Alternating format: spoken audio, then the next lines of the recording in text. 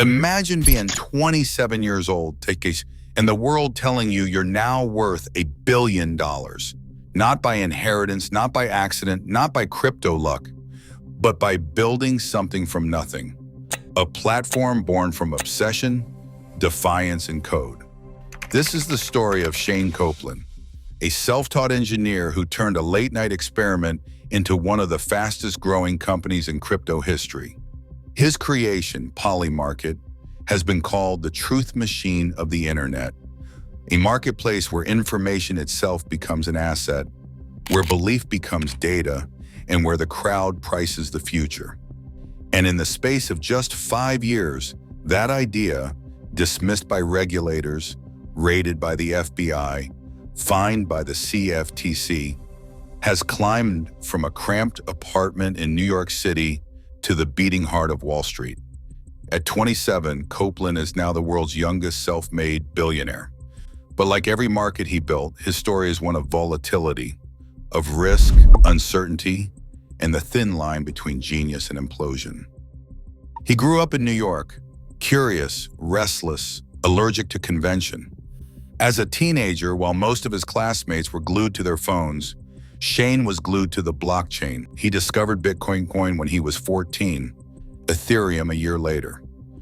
To him, crypto wasn't just money, it was a philosophy, a rebellion against permission, a promise of a world where truth and trust didn't depend on institutions, only on code.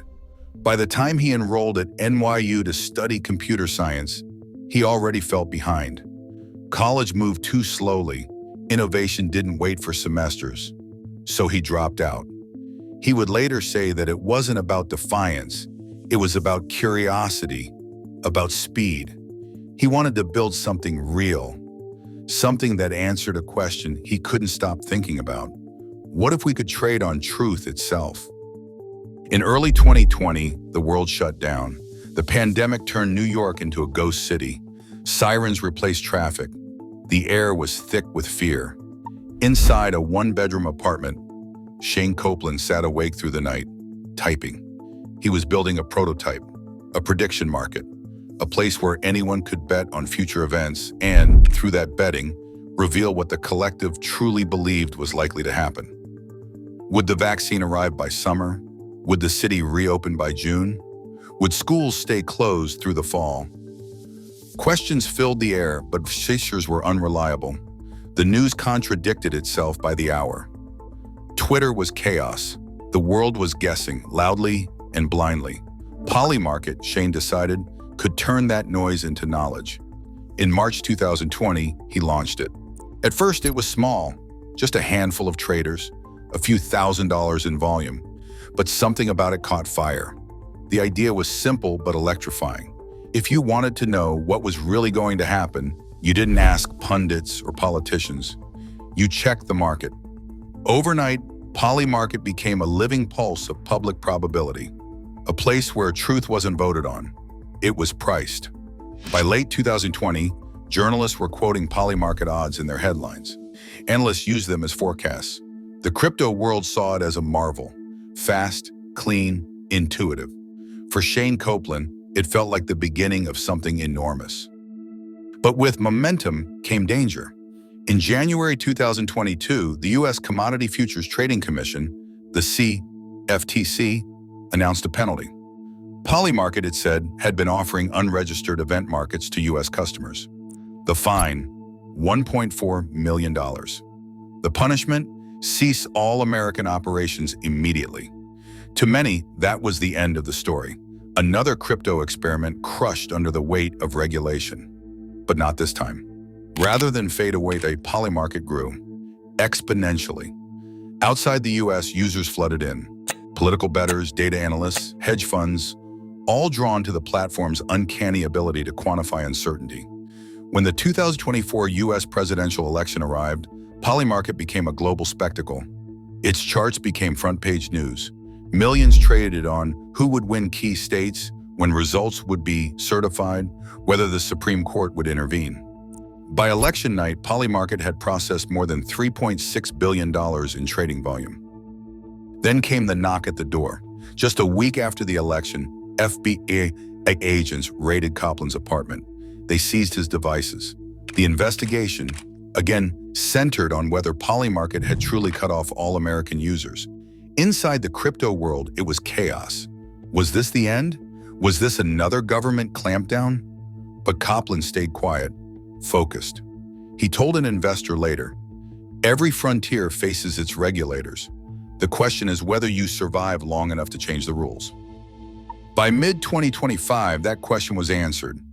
In July, the CFTC and the Department of Justice officially dropped their investigations. No charges. The storm had passed, and barely a week later, Polymarket made his boldest move yet, a $112 million acquisition of QCX, a fully licensed U.S. derivatives exchange. It was a declaration that Polymarket wasn't running from regulation anymore. It was embracing it. For the first time, a crypto-native prediction market had found a path to legitimacy on American soil. By September, regulators approved Polymarket's domestic launch, and within days, another headline made waves.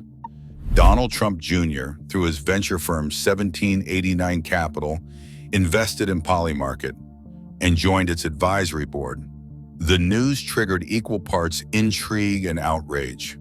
A platform built on decentralized truth was now aligning with some of the most establishment figures in American politics. But the bigger story was still to come. In October 2025, the Intercontinental Exchange, the parent company of the New York Stock Exchange, made an announcement that stunned Wall Street and crypto alike. It was investing $2 billion into Polymarket in exchange for a 20% stake, valuing the company at $9 billion. The implications were seismic. ICE wasn't just any investor. It was an institution, one synonymous with global finance, regulation, and legitimacy.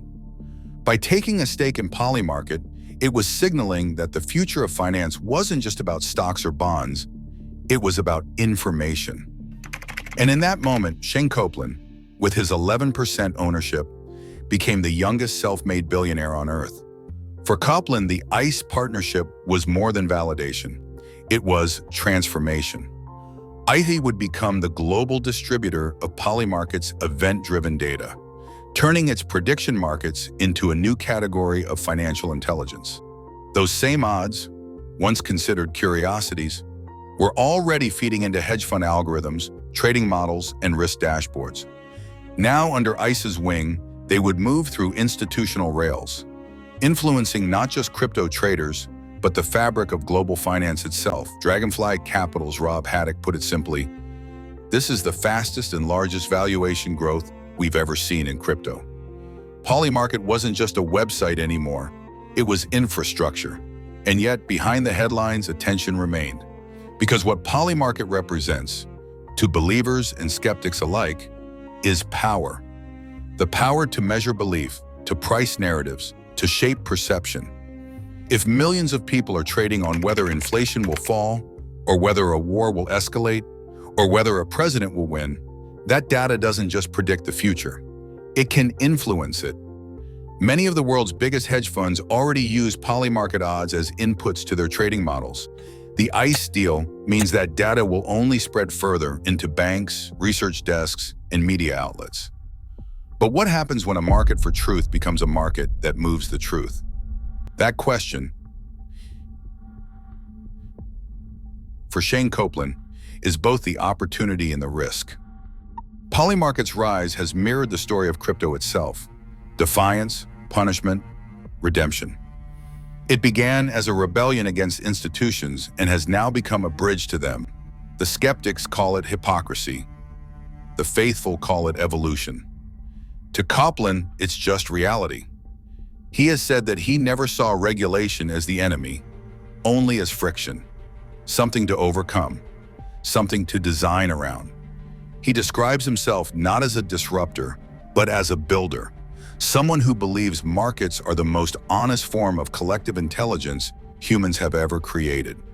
Markets don't lie, he once said. People do. But in markets, people put their money where their mouth is, and that's where you find truth.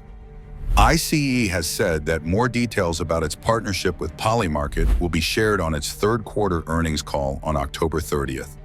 Investors are waiting. Regulators are listening. Hedge funds are watching. Because Polymarket is no longer just another crypto project. It's becoming part of the financial bloodstream. And if it works, it could redefine how humanity quantifies belief itself. The irony, of course, is that his creation, built to find truth, has become a lightning rod for controversy. Can prediction markets really reveal what's true? Or do they simply show what people believe is true? And in a world where money and influence can move markets, who's to say that those beliefs won't be manipulated? For now, Polymarket's defenders argue that transparency is its greatest safeguard. Every market is on the blockchain. Open, auditable, verifiable. If someone tries to distort the odds, the data will show it. But even perfect transparency can't erase the moral unease of turning life's biggest events, wars, pandemics, elections, into tradable markets. Still to Coplan, this discomfort is the point, because he says we already have markets for everything: stocks, commodities, currencies. Why not for truth?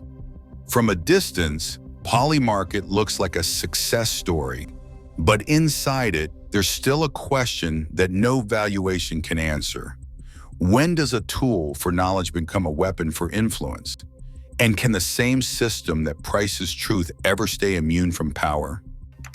Those are the questions that Shane Coplan and the world he's built will face next. 5 years ago, he was coding alone in a tiny apartment, watching the world fall apart outside his window. He built Polymarket as a way to understand uncertainty, to measure case, to turn fear into information. Today, that idea has made him a billionaire. But it has also placed him at the center of a new kind of global experiment, one that asks not just what the world will do next, but what it believes it will do, because belief in Coplan's world isn't a feeling anymore. It's a price. It fluctuates, it trades, it lives. The story of Polymarket is the story of the future becoming tangible, of probabilities replacing predictions and data replacing doctrine. And at its core stands a man who refuses to slow down. To some, he's a prodigy. To others, a provocateur. But to the markets, he's just another variable. Unpredictable, volatile, and, for now, priceless. 5 years from now, Polymarket could be a cornerstone of global finance, the Bloomberg terminal of the blockchain era. Or it could be a cautionary tale, undone by the very forces it tried to quantify. Either way, the bet has already been placed. And like every market he's ever built, Shane Coplan's story is still trading in real time. Because in the end, Polymarket isn't just about predicting the future. It's about understanding the cost of knowing it.